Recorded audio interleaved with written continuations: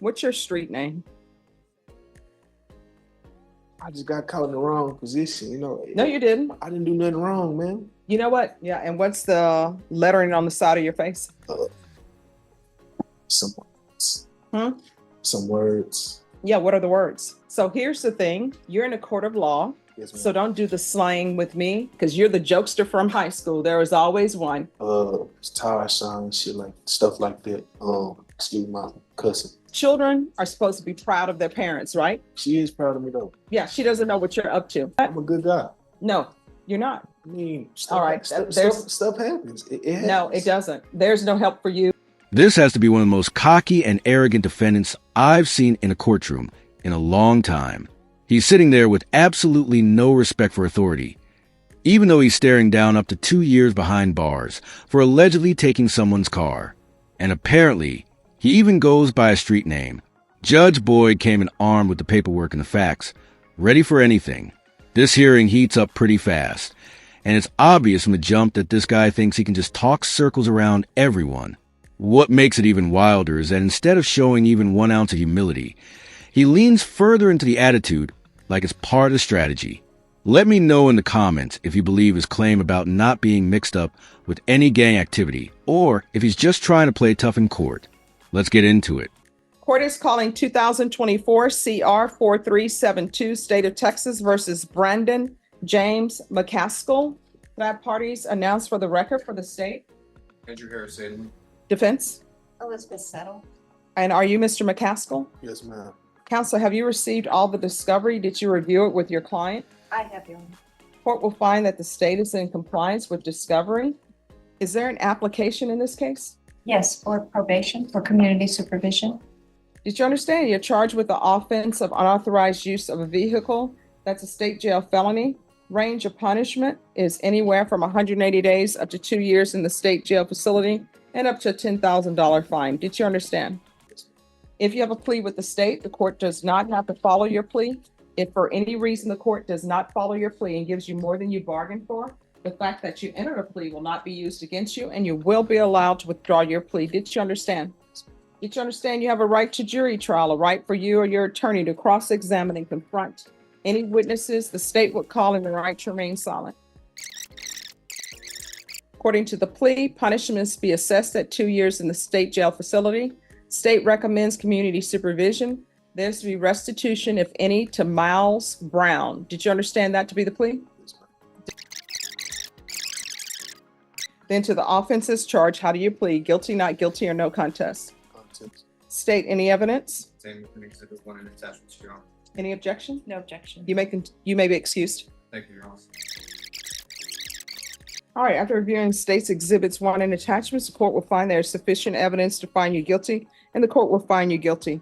Are you proceeding with sentencing? Yes, Judge. Anything you wish to say on behalf of your client? It's just that we would ask that you follow the plea agreement.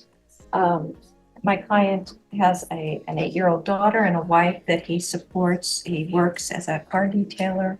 So we would just ask that you follow the agreement. Okay. What's your street name? No. That's not what you said in the police report. You said P1 stated that he didn't know Wood's real name and stated that some, I don't know why people are still using the N-word, don't want their name to be known. You feel me? And I respect it. I go by a street name and he go by a street name. That's what we do. So what's your street I don't name? go by a street name, so I don't know why I was in the report. All right. And what's the 100 on your hand about? I just 100. No, what does that mean? You're 100. She's authentic, you know. It's old. This is old. It's what? It's old. So it really has no significant meaning. So why would you tattoo 100 on your hand and it has no significant meaning? I mean, it does, but it's not. It's just me. You know what I'm saying? Yeah. And what's the lettering on the side of your face? Some words. Hmm? Some words. Yeah. What are the words? Against all odds. All right. And what's the tattoo in the center of your forehead about? It's a broken heart. All right. And what's the other one?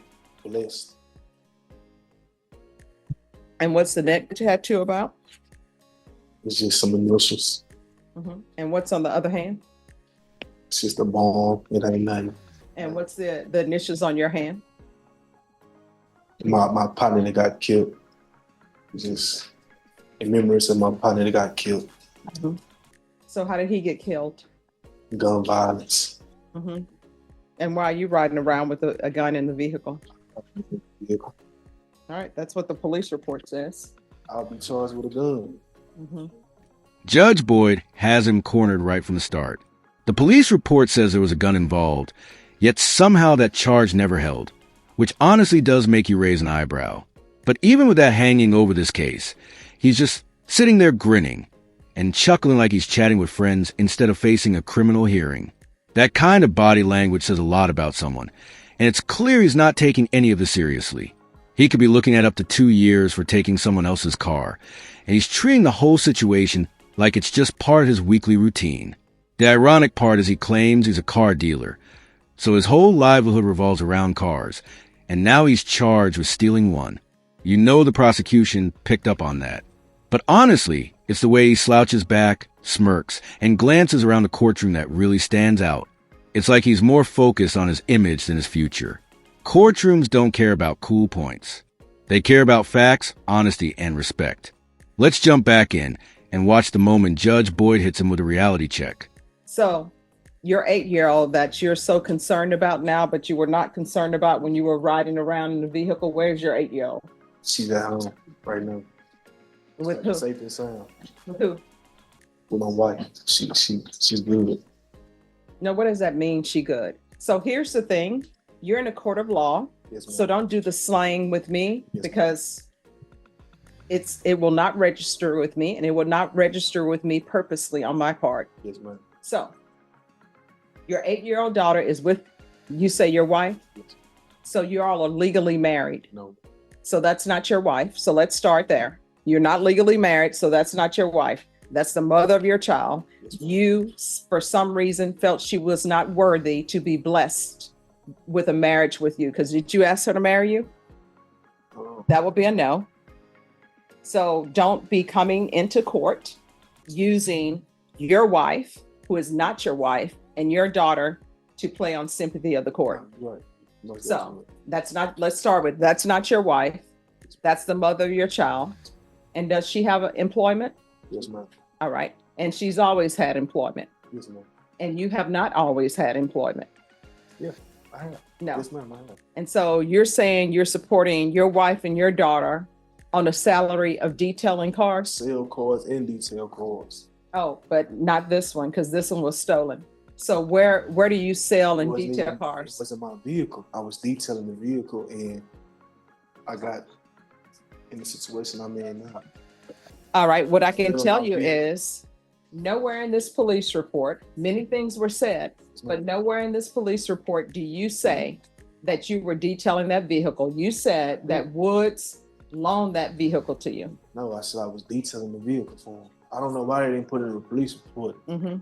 but we always have them type of technicalities. So you detailing a vehicle for a guy, according to you, Yes, ma'am. that you met at the Bexar County Jail. Yeah. Okay. So where is your shop? That's like if I met you and You will not, let me just tell you, you will not be meeting me at the Bexar County Jail unless you're a client and I'm an attorney, or unless I'm going to the Bexar County Jail to speak to inmates for whatever reason. So where's your detail shop? I don't have one. I'm starting this from the ground up. I'm mobile. I'm mobile. Yeah. I'm a mobile detailer. Oh, yeah. Yes, ma'am. So what's the equipments you use to detail since you're mobile, which means you have to take equipment from one place to the other place? Are you just going to somebody's home and using their water and their soap and saying you're a detailer? Well, unless like I go to a car wash and I do my thing there, you know, I vacuum the car out, tire shine, shit like stuff like that. Excuse my cussing. Yeah, I'm a mobile detailer though. That's not detailing. I do that to my own vehicle. I vacuum it out. Use purple power, stuff like that. Oh, yeah. You know? Yes, that's something. detail- Yeah, that's detail something you can product. buy from any store. Tough stuff. Yeah. All right. I mean, we got to Anything- start somewhere, right? Sure, and let's hope it's not at the Bexar County Jail meeting people that we don't know their names, because we don't do that. We just have street names. Deputy Laura, I don't have a street name.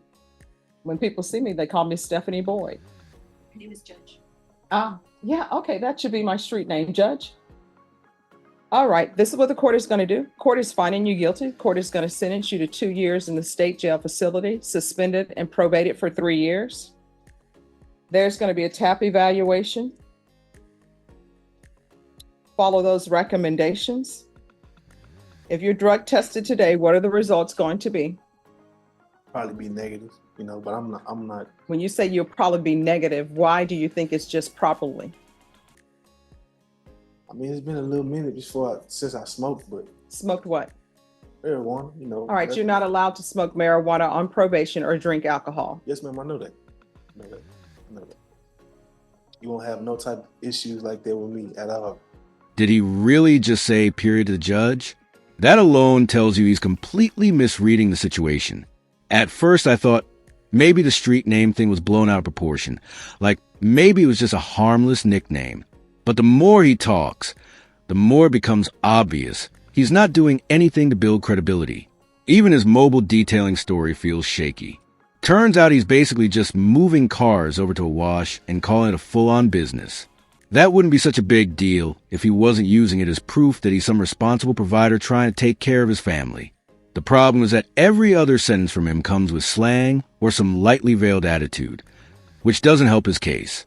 And it's not just what he says, it's the tone, the posture, the lack of respect that screams he doesn't care. If he can't stay composed for 10 minutes in front of the judge, how is he supposed to stay on track for years of probation? I genuinely don't understand the approach here.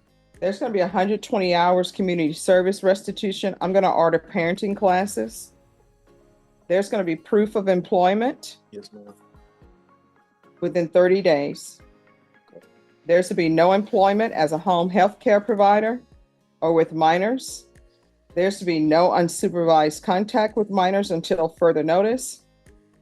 I'm going to want field visits 1 time per month until further notice. There's to be no contact and restitution to Miles Brown, Cats 1 and 2. Cats 1 and 2 is a class that's going to tell you what you should already know, which is don't steal. Don't take what doesn't belong to you. The MRT course, there's to be regular reporting by Zoom or in person and regular random UAs. Probation, is there anything else he needs? Is there anything else you need from the court to be successful? Did you review the document entitled Trial Court Certification of Defendant's Rights to Appeal with your attorney? Did you understand it and did you sign it? Yes. Because this is a plea bargain agreement, because I followed your plea bargain agreement, and because you waive your right to appeal, you do not have the court's permission to appeal. Because this is a felony conviction, you're not allowed to own or possess any weapons or ammunition. If you have a question over what a weapon or ammunition is, you'll need to speak to an attorney. Do you understand? All right, we can go off the record. So you have a daughter, correct? This is what you need to ask yourself, because children are supposed to be proud of their parents, right? She is proud of me though. Yeah, she doesn't know what you're up to. So this is what I'm going to say to you. You need to look at yourself honestly in the mirror and ask yourself, would you want, with the baggage you have right now and where you are in your life, if your daughter were of age, would you want her to bring you home to meet her parents? Yeah, I know the answer is no. So if the answer is no, you know what that means?